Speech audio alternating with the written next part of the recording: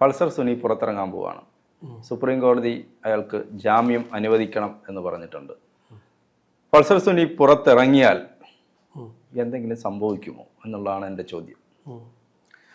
ഇവരുടെ ഈ 7.5 വർഷമായി ഇയാളകത്താണ്. 7.5 വർഷം. ഈ 7.5 വർഷവും പൾസർ സുനിക്ക് മാത്രമാണ് ജാമ്യം കൊടുക്കാത്തത്. ജാമ്യം കൊടുക്കാതിരിക്കാനുള്ള ഏറ്റവും പ്രധാനപ്പെട്ട കാരണം ഇവൻ ഇതിന്റെ വിഷ്വൽ എവിടെ വെച്ചിട്ടുണ്ട്. ഇതാണ് പ്രോസിക്യൂഷന്റെ വാദം. ഇവന്റെ കയ്യിൽ ഈ വിഷ്വലിന്റെ കോപ്പി ഉണ്ട്. ഇവൻ പുറത്തിറങ്ങിയാൽ ഈ വിഷ്വൽ പുറത്തു വരും. ഇതാണ് വിചാരണ കോടതിയിലും ഹൈക്കോടതിയിലും സുപ്രീം കോടതിയിലും എല്ലാം തന്നെ വാദിച്ചുകൊണ്ടിരുന്ന ഇവന്റെ ജാമ്യത്തെ എതിർക്കാനുള്ള പ്രധാനമായും വാദിച്ചുകൊണ്ടിരുന്നത്. അത് കോടതി മുഖവിലേക്ക് എടുത്തുകൊണ്ടാണ് ഇത്രയും കാലവും ഇവനെ ജാമ്യത്തിൽ വിടാതിരുന്നത്. പക്ഷേ സുപ്രീം കോടതി ഇപ്പോൾ അവന് ജാമ്യം കൊടുത്തിരിക്കുന്നു. ഒരാഴ്ചയ്ക്കുള്ളിൽ ജാമ്യം അനുവദിച്ച് നൽകണം, വിചാരണ കോടതി ജാമ്യം കൊടുക്കണമെന്നാണ് സുപ്രീം കോടതി പറഞ്ഞിരിക്കുന്നത്. അത് പ്രകാരം ഇന്നിപ്പോൾ അവൻ വിചാരണ കോടതിയിൽ, അതായത് എറണാകുളത്തെ സെഷൻസ് കോടതിയിൽ ഇവൻ ജാമ്യ ഹർജി സമർപ്പിച്ചു. നാളെ അത് പരിഗണിക്കും. ഒരു പക്ഷേ നാളെ വൈകിട്ട് തന്നെ കടുത്ത വാദം വന്നില്ല എന്നുണ്ടെങ്കിൽ, കടുത്ത വാദം എന്ന് പറഞ്ഞു കഴിഞ്ഞാൽ ഇവന് കർശന ഉപാധികളോടുകൂടി ജാമ്യം നൽകാവൂ. ഇവന്റെ ഉപാധി നിശ്ചയിക്കേണ്ടത് വിചാരണ കോടതിയാണ്. ആ വിചാരണ കോടതിയിൽ സർക്കാർ എന്തൊക്കെ വാദം മുന്നോട്ട് വെക്കും, ഇവന്റെ അഭിഭാഷകൻ എന്തൊക്കെ എതിർക്കും, എന്തൊക്കെ അംഗീകരിക്കും എന്നുള്ളത് നോക്കിയിരിക്കേണ്ടി വരും. എന്തായാലും ഒരാഴ്ചക്കുള്ളിൽ ഇവൻ പുറത്തിറങ്ങിയേ പറ്റും. ഇത് സുപ്രീം കോടതിയുടെ ഉത്തരവാണ്. ഒരാഴ്ചക്കുള്ളിൽ ഇവനെ പുറത്തു വിടണം. ഇവനെ പുറത്തു വിട്ടാൽ നമ്മൾ സംശയിക്കേണ്ട ഏറ്റവും പ്രധാനപ്പെട്ട സാധനം ഈ സാധനം, അതായത് ഇവൻ ആക്രമിച്ച ശേഷം ഒളിവിൽ പോയി. അതിന്റെ ഒളിവിൽ പോയ ശേഷം പിന്നീടാണ് നമ്മുടെ എറണാകുളത്തപ്പൻ ക്ഷേത്രത്തിന്റെ ഇപ്പുറത്തൂടെ വന്ന് മതിൽ ചാടി കടന്ന് കോടതിക്കുള്ളിൽ കയറിയത്. കോടതിക്കുള്ളിൽ, അതെ, കോർട്ട് ഹാളിന് ഉള്ളിൽ കയറാൻ പറ്റിയില്ല. കോർട്ട് ഹാളിന് ഉള്ളിലേക്ക് കയറുന്നതിന് മുമ്പ് ഇവനെ അന്വേഷണ സംഘം പോലീസ് പിടികൂടുമായിരുന്നു. പിടികൂടി നാടകീയമായി പിടിച്ചുകൊണ്ടാണ് പോകുന്നത്. ഇവൻ വന്നത് ഒരു പൾസർ ബൈക്കിൽ, ഓർമ്മയില്ലേ? ഒരു പൾസർ ബൈക്കിലാണ് അവൻ വരുന്നത്. സുൽകുമാർ എന്നാണ് അവന്റെ പേര്. സുൽകുമാർ. അവനെ പൾസർ ബൈക്കുകളോടാണ് അവന് പൾസർ ബൈക്കുകളോടാണ് ക്രേസ്. അപ്പൊ അതുകൊണ്ടാണ് അവനെ പൾസർ സുനി എന്നിവരുടെ കൂട്ടുകാരെല്ലാം വിളിച്ചുകൊണ്ടിരിക്കുന്നത്. അപ്പൊ നമ്മൾ ഏറ്റവും കൂടുതൽ ആകാംക്ഷയോട് നോക്കിക്കാണുന്നത് ഇവൻ ഈ സംഭവം നടത്തിയ ശേഷം മുങ്ങിക്കഴിഞ്ഞ് പിന്നീട് ആണ് ഇവൻ പിടിയിലാവുന്നത്. അതിനുള്ളിൽ ഈ ദൃശ്യം ഇവൻ എത്തിക്കേണ്ടിടത്ത് എവിടെയോ എത്തിച്ചിട്ടുണ്ട്, അല്ലെങ്കിൽ അവനത് വളരെ രഹസ്യമായി വെച്ചിട്ടുണ്ട്. ഇവനെ സംബന്ധിച്ചിടത്തോളം ഭയങ്കര നിഗൂഢതയാണ് കേട്ടോ, ഭയങ്കര നിഗൂഢതയാണ്. ഇവനെ ഓരോ തവണ ഇവനെ കാണാൻ ഇവന്റെ അമ്മ വരുമ്പോഴും ഇവന്റെ അമ്മയെ എറണാകുളത്തെ ജില്ലാ ജയിലിലാണ് കിടക്കുന്നത്. ജില്ലാ ജയിലിൽ നിന്ന് ഇവർ പുറത്തിറങ്ങുമ്പോൾ ഞാൻ ബൈറ്റ് എടുത്തിട്ടുണ്ട്. ഇവരുടെ അമ്മയുടെ ബൈറ്റ് എടുത്തിട്ടുണ്ട്. ഇവൻ പറഞ്ഞു കൊടുക്കുന്ന കാര്യം, ഇവൻ ജയിലിനകത്ത് പോയി പറഞ്ഞ് പഠിപ്പിച്ച കാര്യമാണ് ഇവർ തിരിച്ചു വന്ന് ഓരോ തവണ ഇവൻ പറഞ്ഞു, ഈ സ്ത്രീ പറയുന്നത്. അത് ശരി, അതങ്ങനെ മനസ്സിലാക്കാൻ പറ്റി. കൃത്യമായിട്ട് ഒരു തുണ്ട് പേപ്പർ കയ്യിലുണ്ട്. ശ്രദ്ധിച്ചോ? ഇവരുടെ കയ്യിൽ ഒരു തുണ്ട് പേപ്പർ ഉണ്ട്. അവർ ഇടയ്ക്കിടയ്ക്ക് അതിനകത്ത് ഇങ്ങനെ നോക്കും. നോക്കിയിട്ടാണ് നമ്മൾ ചോദിക്കുന്നതിനൊന്നും അല്ല സ്ത്രീ ഉത്തരം പറയുന്നത്. നമ്മൾ ചോദിക്കുന്നതിന് ഒരു മാധ്യമവും ചോദിക്കുന്നതിനൊന്നും അല്ല സ്ത്രീ ഉത്തരം പറയുന്നത്. അവർ കൃത്യമായിട്ട് അതിനകത്ത് പോയി പഠിച്ചുകൊണ്ട് നമ്മൾ എന്ത് കാര്യം ചോദിച്ചോ അവർ പഠിച്ച കാര്യം മാത്രമേ പറയൂ. എന്ത് ചോദ്യം, അവരുടെ ഇന്റർവ്യൂ ശ്രദ്ധിച്ചു നോക്കും. നമ്മൾ ചക്ക എന്ന് പറഞ്ഞാൽ അവർ തേങ്ങാന്ന് മറുപടി പറയും. നമ്മൾ ചക്കയെ കുറിച്ച് അവർ തേങ്ങയെ കുറിച്ചായിരിക്കും മറുപടി പറയുന്നത്. കാര്യം ഇവനകത്ത് പോയി പഠിപ്പിച്ചു കൊടുക്കുന്നതിന് ഇവർ അങ്ങോട്ട് പോകുമ്പോൾ ബൈറ്റ് തരില്ല. ഇവനെ കാണാൻ പോകുമ്പോൾ നമ്മൾ അവിടെ ഇവർ പക്ഷെ നമ്മളെ അറിയിക്കും. നമ്മളെ വിളിച്ച് പറയും. അവര് തന്നെ അറിയിക്കുന്നതാണ്. അവര് തന്നെ എന്നെ വിളിച്ചിട്ടുണ്ട്. എന്താണ് എന്റെ പൾസർ സുനി മദർ എന്നും പറഞ്ഞ എന്റെ ഫോണിനകത്ത് നമ്പർ എടുപ്പുണ്ട്. അവര് വിളിച്ചിട്ട് പറയും, ഇതുപോലെ ഞാനിപ്പം മകനെ കാണാൻ വേണ്ടി വരുന്നുണ്ട്, പൾസർ സുനി മദർ. നമ്പർ പരസ്യമാക്കണ്ട. ഇല്ല, നമ്പർ കാണിക്കുന്നില്ല. അപ്പോ ഇവരെന്നെ വിളിക്കും. വിളിച്ചിട്ട് എന്നെ ഒരുമാതിരി 1-2 മാധ്യമ പ്രവർത്തകരാണ്. നമ്മളെ വിളിക്കുമ്പോൾ പ്രത്യേകം വെച്ച് കഴിഞ്ഞാൽ നമ്മൾ ബാക്കിയുള്ളവരെ കൂടെ ഒന്ന് വിളിച്ചേക്കാൻ അവർ പറയും. ഇതിനകത്ത് വലിയ കളിയുണ്ട് ജോണേട്ടാ, വലിയ കളിയുണ്ട്. കാര്യം എന്ന് വെച്ച് കഴിഞ്ഞാല് ഇവന് ജയിലിൽ കിടക്കുന്ന ഇവന് പറയാനുള്ള കാര്യങ്ങൾ ഇവന്റെ അമ്മയിലൂടെ പറയും. അതായത് ഇവൻ പറഞ്ഞു എന്ന് വരത്തില്ല, അമ്മ വന്ന് പറയുന്നു മകനെ കണ്ട കുറെ കാഴ്ചകൾ, അത് നമ്മളടുത്ത് പുറത്തു പറയുന്നു. അപ്പൊ എല്ലാ കാലത്തും ഇതെന്ത് ചെയ്യും, ദിലീപിലേക്ക് തന്നെ ഫോക്കസ് ചെയ്യുന്ന കാര്യങ്ങളാവും പറയുന്നത്. ഈ സ്ത്രീ പറയുകയും ചെയ്തത് ദിലീപിലേക്ക് തന്നെ ഫോക്കസ് ചെയ്യുന്നുണ്ട്. അതെനിക്ക് പലപ്പോഴും, ഞാൻ ദിലീപിനെ ന്യായീകരിച്ചല്ല, ദിലീപിനെ തന്നെ ഫോക്കസ് ചെയ്യുന്ന കാര്യങ്ങളായിട്ട് എനിക്ക് തോന്നിയിട്ടുണ്ട്. എല്ലാ കാലത്തും അവർ വന്ന് പുറത്തു പറയുന്ന കാര്യങ്ങൾ ദിലീപിനെ ഫോക്കസ് ചെയ്തുകൊണ്ടാണ് പറയാറുള്ളത്. 7.5 വർഷം ഇവൻ ജയിലിൽ കിടന്നു. 7.5 വർഷം ജയിലിൽ കിടന്ന് ഇവൻ എങ്ങനെയാണ് ഈ കോടതിയിൽ 10 തവണയാണ്, ഹൈക്കോടതിയിൽ മാത്രമേ ഇവന്റെ ജാമ്യാപേക്ഷ വന്നത്, സുപ്രീം കോടതിയിൽ വന്നു. ഒരു തവണ ഹൈക്കോടതി അവൻ 25,000 രൂപ പിഴ ഇട്ടു. 25,000 രൂപ പിഴ ഇടാനുള്ള കാരണം ഒരു തവണ ജാമ്യഹർജി വന്ന് ആ ജാമ്യഹർജി തള്ളി എന്നിരിക്കെ മൂന്നാമത്തെ ദിവസം ജാമ്യഹർജിയായിട്ട് ഇവൻ വീണ്ടും ഇത് തള്ളിയതിന്റെ മൂന്നാമത്തെ ദിവസം ഇവൻ ജാമ്യാർജിയായിട്ട് വന്നു. ആ ജാമ്യാർജിയായിട്ട് വന്നപ്പോഴാണ് ഇവൻ 25,000 രൂപ പിഴ അടിച്ച് കോടതി കൈ കൊടുത്തത്. ഈ വരുന്നതെല്ലാം എടുത്തു നോക്കും, ഇവൻ ലീഗൽ സർവീസ് അതോറിറ്റിയുടെ സഹായം തേടിയിട്ടില്ല, പൾസസില്ല. അതായത് ഇവന് ബാഹ്യ സഹായം ഇഷ്ടം പോലെ ലഭിക്കുന്നുണ്ട്. അപ്പൊ അതാരായിരിക്കും? അതൊരു വലിയ കഥയല്ലേ?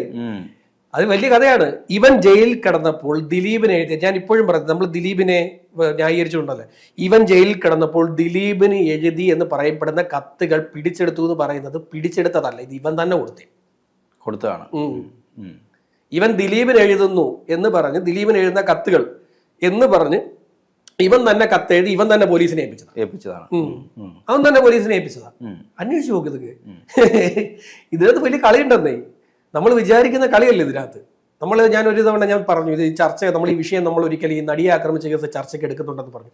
നമ്മൾ അതിന്റെ കൂടുതൽ ഡീറ്റെയിൽസ് നമ്മൾ ഡീറ്റെയിൽഡ് ആയിട്ട് എടുത്തിട്ട് നമ്മൾ അത് ചെയ്യണം എന്ന് വിചാരിച്ചിട്ടാണ്. അതിന്റെ വസ്തുതകൾ ഫുൾ എല്ലാ ഫാക്ട്സും എടുത്ത് വെച്ചിട്ട് മാത്രമേ, ചിലപ്പോൾ പൊതുജനത്തിന് ദഹിക്കണമെന്നില്ല.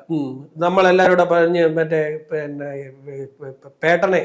പേട്ടൻ എന്നാണ് ഈ പൊതുസമൂഹം അദ്ദേഹത്തെ വിളിക്കാറുള്ളത്, ദിലീപിനെ വിളിക്കാറുള്ളത്.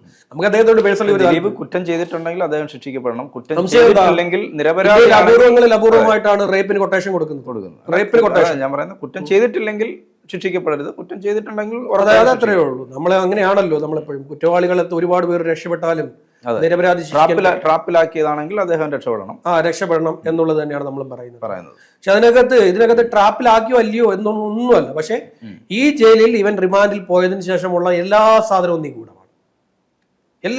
നിഗൂഢമാണ്. ഇവൻ ജയിലിൽ പോയി കുറച്ച് ദിവസം കഴിഞ്ഞപ്പോഴാണ് ദിലീപും ഇവനും ഇപ്പോൾ ഉള്ള ചിത്രങ്ങൾ പുറത്തു വന്നത്. പിന്നെ ആ ചിത്രം എന്ന് പറയുന്നത് ഒരു ഫോട്ടോയ്ക്കകത്ത് ഇവൻ ബാക്കിൽ നിൽക്കുന്നതാണ്. ഒരു ഷൂട്ടിംഗ് ലൊക്കേഷനിൽ ഇവൻ ബാക്കിൽ നിൽക്കുന്നതായിട്ടാണ് ആ ചിത്രത്തിൽ കാണുന്നത്. ഇവന് ബന്ധമില്ലാത്ത ഒരു നടനും ഇല്ലെന്നേ. എല്ലാവരുമായിട്ടും ബന്ധമുണ്ട്. ഒരു ജനപ്രതിനിധിയായിട്ടെന്നുള്ള നടന്റെ ഡ്രൈവർ ആയിരുന്നു. അത് വലിയ രസമാണ്. എന്തായാലും പറഞ്ഞ വിട്ടത്തിൽ ഞാൻ പറയാം. അദ്ദേഹം ഒരു ഫംഗ്ഷന് രണ്ടും നിൽക്കുന്ന സമയത്ത് അപ്പൊ ഈ ജനപ്രതിനിധി പറഞ്ഞു, ആ നടൻ പറഞ്ഞു, ഇത് അടിച്ചോ? വേണ്ട സാർ, ഞാൻ എല്ലാവരും പോയി അടിച്ചോടാ. മദ്യപിക്കുക. ഇപ്പൊ ചന്ദനക്കുറിയൊക്കെ ഇട്ട് വളരെ കാണാനും സുന്ദരനാണല്ലോ, നിഷ്കളങ്കമായ മുഖഭാവം. അപ്പൊ അങ്ങനെ ഇദ്ദേഹം വണ്ടി എടുത്തു എറണാകുളത്തേക്ക് പോവുകയാണ്. അപ്പൊ എറണാകുളത്തേക്ക് പോലീസ് കൈ കാണിച്ച് ചെക്ക്. അപ്പൊ നോക്കിയപ്പോ ഈ നടനാണ് ഇരിക്കുന്നത്. പോലീസ് പറഞ്ഞു, സാറായിരുന്നോ? സാറ് പൊയ്ക്കോ, കുഴപ്പമില്ല പൊയ്ക്കോ. അപ്പൊ പക്ഷെ ഒരു പോലീസുകാരൻ പറഞ്ഞു, വണ്ടി ഓടിക്കുന്ന ആളിനെ ഞങ്ങൾക്കൊന്ന് പരിശോധിച്ചു. അപ്പം തൊട്ടു മുമ്പ് അടിച്ചോളാൻ പറഞ്ഞാണ്, വേണ്ടെന്ന് പറഞ്ഞു. ഇത് വേണ്ട, സാറ് കഴിച്ചോ. അപ്പൊ ഇതിങ്ങനെ അടുത്തോട്ട് കൊണ്ടുവച്ചത് ഷൂന്ന് അടിക്കുക. അപ്പൊ പറഞ്ഞു, അയ്യോ എന്റെ പൊന്നു സാറേ, എവനെയും കൊണ്ട് അന്ന് ഈ പൾസർസുനി കുപ്രശസ്തനായിട്ടില്ല, ഇവനെ ഇനി ഇറക്ക്, ഞങ്ങൾ സാറിനെ വേറെ ഡ്രൈവറെ തന്ന് അവിടെ ആക്കാം, ഇവനെയും കൊണ്ട് വണ്ടി പോയി കഴിഞ്ഞാൽ എവിടെങ്കിലും സാറ് എന്ന് അപകടം ഉണ്ടാക്കി വെള്ളം ഒഴിച്ചിട്ടും അറിയുന്നില്ല, വണ്ടി ഓടിക്കുക. അത്രയും അങ്ങനെ അതാണ് സുനി എന്ന് പറയുന്ന ആള്. അല്ല, ഇവനിപ്പോ ഈ പുറത്തു വരുമ്പോഴുള്ള ഏറ്റവും വലിയ സംഭവം എന്ന് പറയുന്നത്, ഒന്ന് ഈ കേസിനെ ഈ പറയുന്ന ഈ ദൃശ്യം പുറത്തു വരാനുള്ള സാധ്യത. ഈ ദൃശ്യം നമ്മളിലേക്ക്, ഈ സാധാരണക്കാരിലേക്ക് എത്തില്ല, എത്തേണ്ട സ്ഥലങ്ങളിൽ ആ ദൃശ്യം എത്തും. ആ ദൃശ്യം എത്തുമെന്നുള്ളത് നമുക്ക് 100% നല്ല രീതിയിൽ മനസ്സിലാവുന്നത്.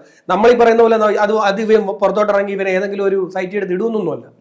ഇത് ഈ കൊടുക്കേണ്ടവർക്ക് ഈ സാധനം കൊണ്ടുപോകും. അതൊക്കെ കൊടുക്കേണ്ടവർക്ക് അവിടെ നിന്നും ലീക്ക് ആവാമല്ലോ.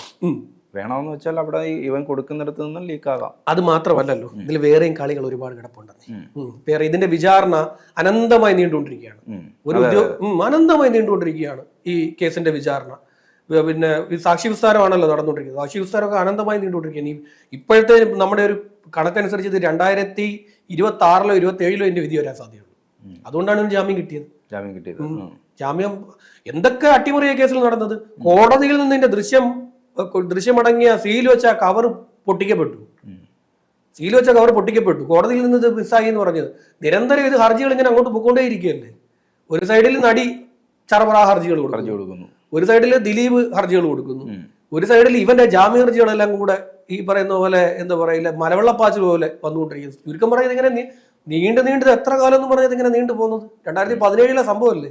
ദുരൂഹതകളും നിഗൂഢതകളുമാണ്. ഒപ്പം പിന്നെ ഇതിനകത്ത് വേറൊരു കാര്യമുണ്ട്. ഇവൻ പുറത്തിറങ്ങിയാൽ ഇവന്റെ ജീവന് ഭീഷണിയുണ്ട്. അതുകൂടെ സൂക്ഷിക്കണം. ഇവന്റെ ജീവന് ഭീഷണി വളരെ കൂടുതലാണ്. ഇവന്റെ ജീവന് ഭീഷണി വരാനുള്ള കാരണം ഇത്രയുമൊക്കെ ചെയ്തു വെച്ചവർക്ക് ഇവനെ മേൽത്തട്ടിൽ നിലനിർത്താൻ ഇവൻ പുറത്തിറങ്ങിയാൽ പലർക്കും ഭീഷണിയാണ്. ഉം. പുറത്തിറങ്ങിയാൽ ഇവൻ എങ്ങനെ സ്വാധീനിക്കപ്പെടും എന്നുള്ളത് നമുക്ക് പറയാൻ പറ്റില്ല. ഏത് രീതിയിൽ ഇവൻ കയ്യാലപ്പുറത്തെ തേങ്ങയാണ്. ഇവൻ അങ്ങോട്ടും വീഴാം, ഇപ്പുറത്തോട്ടും വീഴാം. ഇതിൽ പലരും സംശയിക്കപ്പെടുന്നുണ്ടല്ലോ, പല കൂട്ടരും സംശയിക്കപ്പെടുന്ന സംശയത്തിന്റെ നിഴലിലാണ് ഇതിലെ പല കൂട്ടരും. പല പല പല ആൾക്കാരെ സംശയമുണ്ട്. ആ മട്ടാഞ്ചേരി മാഫിയ ടീമിന് വരെ ഇതിനകത്ത് സംശയമുണ്ട്. എങ്ങോട്ടും മറിയാം ഇവൻ, എങ്ങോട്ട് ഇവൻ മറിയുന്നു. ഇവൻ എങ്ങോട്ട് മറിഞ്ഞാലും അപ്പുറത്ത് നിൽക്കുന്നവർക്ക് ഭീഷണി ഉണ്ടാവുകയാണെങ്കിൽ ഇവന്റെ കാര്യത്തിൽ അവരൊരു തീരുമാനം ഉണ്ടാക്കിയെടുക്കും. അതായത് ഇവന് പോലീസ് പ്രൊട്ടക്ഷനിൽ മാത്രമേ ഇവനെ കൊണ്ടുനടക്കാൻ പറ്റൂ എന്നുള്ള അവസ്ഥയിലായി. അതാണ് ഇതിനകത്തുള്ള ഒരു കാര്യം. പിന്നെ പ്രത്യേകിച്ചും കൊച്ചിയിലാണ്. കൊച്ചിയിൽ ഇവൻ പുറത്തിറങ്ങി ഇവൻ കറങ്ങി തിരിഞ്ഞ് നടന്നാൽ ഇവന്റെ കാര്യത്തിൽ തീരുമാനമാകും. ഇവന് പറയാൻ പറ്റില്ല. ചിലപ്പോൾ കൊച്ചി കായലിൽ ഒരു ദിവസം പൊങ്ങിയെന്നിരിക്കും. അപ്പം പൾസർ സുനി പുറത്തിറങ്ങിയാൽ എന്ത് സംഭവിക്കും എന്നുള്ളതിനുള്ള ഉത്തരങ്ങളാണ് നമ്മൾ പറഞ്ഞത്. ശരി, സാധ്യതകൾ